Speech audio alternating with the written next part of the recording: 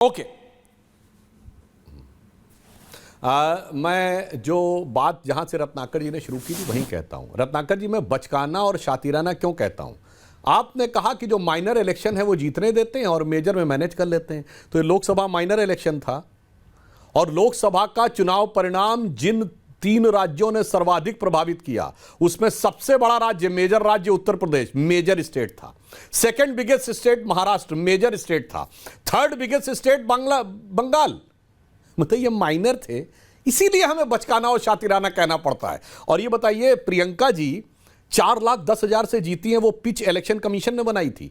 वास्तविकता ये है, मैं गंभीरता से कहना चाहता हूं, 2/3 जनता की बात ये कर रहे हैं, मगर जो 20% जनता के दम पर चुनाव जीतने का ख्वाब पाले हुए हैं, वो जो पुरानी एक राजनीतिक वो थी ना कि 1-2 जातियों को सेट कर लो और फिर कट्टरपंथी मुस्लिमों का एक वोट ले लो और फिर चंद वातावरण बना दो और उसके बाद माहौल ठीक हो जाएगा। और देखिए, लोकसभा में सबसे बड़ी जीत इनको मिली थी धुबरी सीट पे, जहां इनके रकीबुल हसन 10,25,000 से जीते थे, जिसके बारे में धारणा है कि धुबरी मिनी बांग्लादेश है।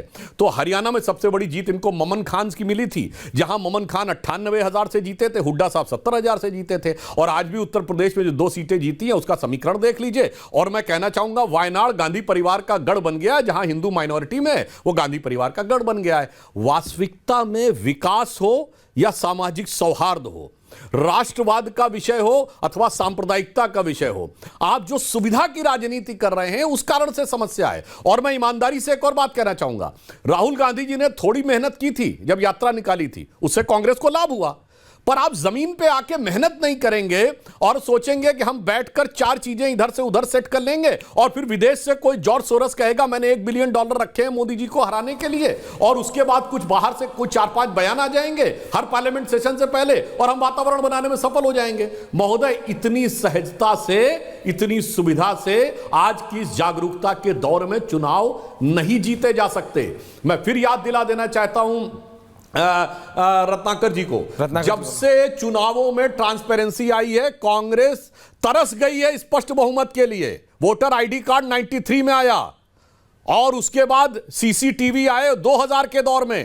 कांग्रेस को नहीं मिला स्पष्ट बहुमत कभी। इसके ठीक उलट हम लगातार आगे बढ़े हैं। जो जो चुनाव की व्यवस्था पारदर्शी हुई, जो जो मीडिया स्वतंत्र हुआ है, जो जो देश में साक्षरता बढ़ी है, त्यों तो भाजपा आगे बढ़ी है। 50% साक्षरता के बाद पहली बार हमारी सरकार 90 के दशक में आई। 60% साक्षरता दर पे 2011 में हमें स्पष्ट बहुमत मिला और दोबारा 70% पे हम तीसरी बार चुन के आए हैं। महोदय, हकीकत को समझिए, वो पुरानी मानसिकता से बाहर निकलिए। और मैं एक और बात कहना चाहूंगा, रत्नाकर जी आप समझदार हैं, राहुल गांधी को समझाइए, ये अल्ट्रा लेफ्ट में कहां चले गए भाई? ये अल्ट्रा लेफ्ट आइडियोलॉजी कि वो हम एलान उमर से जाके मिलेंगे और वो कहते थे defenders of democracy America and Britain. तो साहब, ब्रिटेन का प्रधानमंत्री कहता है कि I am proud Hindu. America में ट्रंप ने कहा बांग्लादेश में हिंदुओं का नरसंहार हो रहा है। राहुल गांधी का ट्वीट जाके देखिए, उसमें कई नरसंहार की बात नहीं है। वो कह रहे नॉर्मलसी होनी चाहिए। गाजा के लिए लिखा है कि नरसंहार हो रहा है। इस हकीकत को समझिए। डिफेंडर्स ऑफ डेमोक्रेसी जो इनको आप मानते थे, वो देश भी आपको क्या समझा रहे हैं उसे समझने का प्रयास करिए, घर के अंदर से अथवा साथ समुद्र पार। ओके, नहीं मैं आ रहा हूं लेकिन अजीज खान साहब, नहीं मैं आ रहा हूं। रत्नाकर जी वापस आ रहा हूं। Can not be a one on one ना, प्लीज त्रिपाठी। रत्नाकर जी वापस आऊंगा। अजीज खान साहब, क्या हो गया आपकी? आप तो 9 की 9 सीटें जी रहे थे। आप आज आपके मेन डिफेंडर अनुराग भदौरिया, लोग पूछ रहे हैं एवरग्रीन अनुराग भदौरिया कहां है? 9 की 9 सीटें जीत रहे थे आप, कितने पे हैं? कितनी सीटें जीते हैं आप? खान साहब, समाजवादी पार्टी कितनी सीटें जीती है उत्तर प्रदेश में? खान साहब, देखिए ऐश्वर्या जी, मैंने तो देख लिया खान साहब, सुबह मैं उसी बात पे 7 बजे से आया हुआ आज। आप कह रहे कितनी सीट जीत, अरे सर सुनिए ना सर, बोलिए ना सर, कितनी सीट जीती है? सबसे पहले तो मैं उत्तर प्रदेश के उन 9 विधानसभा में जो चुनाव हुआ, उन सारी जनता को मैं बधाई देना चाहूंगा कि किस कदर शासन सत्ता का चुनाव हुआ। लाठियों से रोका गया, घरों में कैद कर दिया गया, पिस्टल तक लहराया गया, लेकिन जनता का उत्साह उसे बीजेपी रोक नहीं रोक पाई। उसके बावजूद भी 2 सीटों पर समाजवादी पार्टी ने विजय हासिल किया। ऐसी परिस्थिति में तो 0 हो जाना चाहिए, क्योंकि लोकतंत्र की हत्या हुई। किस तरह लोकतंत्र की हत्या हुई, मेरे ख्याल से पूरे देश ने देखा। अब मैं दूसरे मुद्दे पे आना चाह रहा हूं। आप कह रहे हैं साहब बहुत बड़ी जीत महाराष्ट्र में हुई बीजेपी की और बीजेपी इसकी क्रेडिट ले रही है। अगर बहुत बड़ी जीत महाराष्ट्र में हुई है तो झारखंड में बहुत बड़ी हार भी हुई है, उसकी भी क्रेडिट लेनी चाहिए। वो क्रेडिट कौन लेगा? अगर मोदी मैजिक महाराष्ट्र में चला है तो मोदी मैजिक आपका झारखंड में कहां चला गया? दूसरी बात, कह रहे साहब नारा चल गया, अभी तमाम चैनलों पे चला था, नारा चला, अगर बटोगे कटोगे एक है सेफ है, महाराष्ट्र में चला तो झारखंड में क्यों नहीं चला?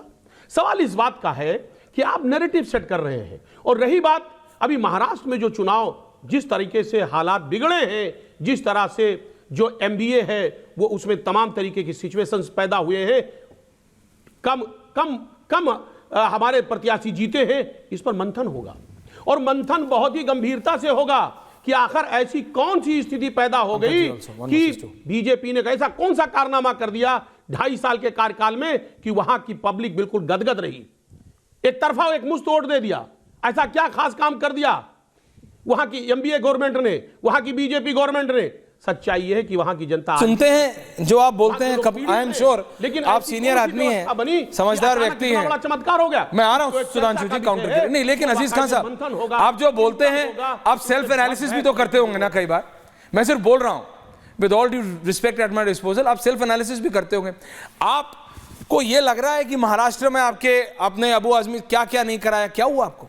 कितनी सीटें आई आपकी? उत्तर प्रदेश में, उत्तर प्रदेश की पार्टी हैं आप, उत्तर प्रदेश में आप बाइपोल्स में, लोकसभा में Akhilesh Yadav did something right, कुछ ठीक किया था। बीजेपी को दोबारा अपने आप को रिकंसाइल करना पड़ा, अपनी स्ट्रैटेजी को चेंज करना पड़ा, बाबा ने चेंज किया। आप पुलिस को ब्लेम कर दो, कांग्रेस ईवीएम को ब्लेम कर दे। आप लोग जनता को बेवकूफ समझते हैं। जनता क्या घास खाती है क्या? नहीं, आप मुझे बताइए, जनता क्या घास खाती है क्या? नहीं, आप सच में मुझे बताइए ना। मैं पहले आपसे पूछ रहा हूं, फिर मैं पंकज जी से पूछ रहा हूं, सुधांशु जी जवाब दें। नहीं, जनता को आप लोगों ने समझा क्या है?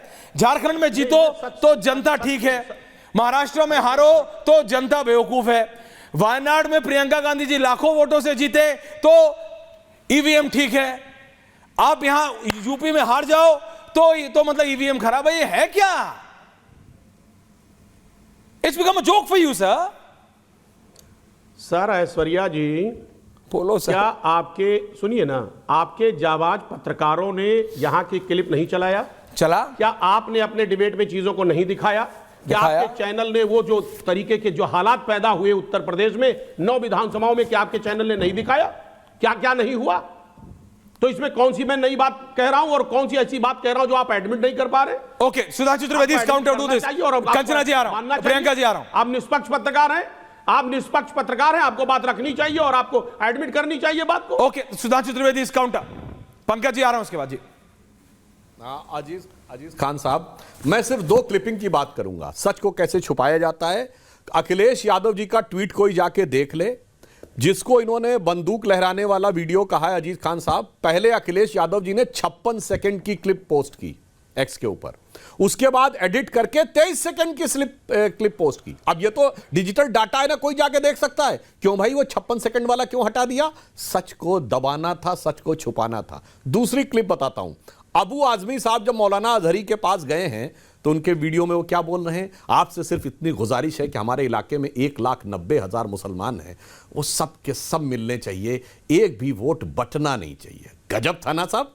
मतलब एक समुदाय से तो कहना बिल्कुल मुत्तहिद रहना है, एक साथ जुटे रहना है, भारत में ही नहीं, फिलिस्तीन तक जुड़े रहना है, हमास तक जुड़े रहना है, गाजा तक जुड़े रहना है, और दूसरे समाज से कहना है भाई तुम मराठी और उत्तर भारतीय में लड़ता रहे, बटे रहो, तमिल और हिंदी में बटे रहो। याद है कर्नाटक के मंत्री ने बोला था, डीके सुरेश ने, कि हम ज्यादा टैक्स देते हैं तो उत्तर भारत से अलग हो, उत्तर और दक्षिण में लड़े रहो, अगड़े पिछड़े में लड़े रहो, सामान्य और दलित में लड़े रहो, खूब लड़े रहो, खूब टूटे रहो, खूब बिखरे रहो। और मैं एक और बात कहना चाहता हूं, जो प्रधानमंत्री जी ने कहा एक है तो सेफ है, यह तो संविधान ने कहा है। हम सब संविधान की जब शपथ लेते हैं, हमने भी जब सांसद की शपथ ली तो क्या कहते हैं? मैं राष्ट्र की एकता और अखंडता को अक्षुण्ण रखूंगा। जब एक था राष्ट्र तो अखंड था, और जब हम बटे थे तो राष्ट्र खंड खंड हो गया था। और यह ऐतिहासिक तथ्य भी है। मैं पंचतंत्र की वो कहानी अजीम खान साहब याद करिए, हम सब ने बचपन में सुनी होगी कि एक बूढ़ा व्यक्ति अपने बच्चों को बुलाता है, जब वो मृत्यु पे होता सबको एक एक डंडी देता, सब तोड़ देते हैं, फिर उसको एक में बांध देता, कोई नहीं तोड़ पाता, कहता एक है तो सेफ रहेंगे। तो पंचतंत्र ने कहा है और इतिहास ने जो कहा मैं बताना चाहता हूं, यदि हम राजा अंबी और पोरस में बटे नहीं होते तो यूनानियों के हाथों कटे नहीं होते, यदि जयचंद और पृथ्वीराज में बटे नहीं होते तो गोरी के हाथों कटे नहीं होते, यदि मान सिंह में और महाराणा प्रताप में बटे नहीं होते तो अकबर के हाथों कटे नहीं होते, यदि छत्रपति शिवाजी एक तरफ और मिर्जा राजा जयसिंह दूसरी तरफ नहीं होते तो औरंगजेब के हाथों कटे नहीं होते, तब राज्यों के राजा बटे रहते थे। अब जातियों के छत्र बटे हुए हैं और उन्हें लगता है कि मुगलिया मानसिकता वालों के साथ गठबंधन करके हम जीत जाएंगे। इसलिए इतिहास हो, पंचतंत्र हो या संविधान हो, वो वही कहता है जो माननीय प्रधानमंत्री जी ने कहा है। इस बात को आज़म खान साहब आपको समझना चाहिए।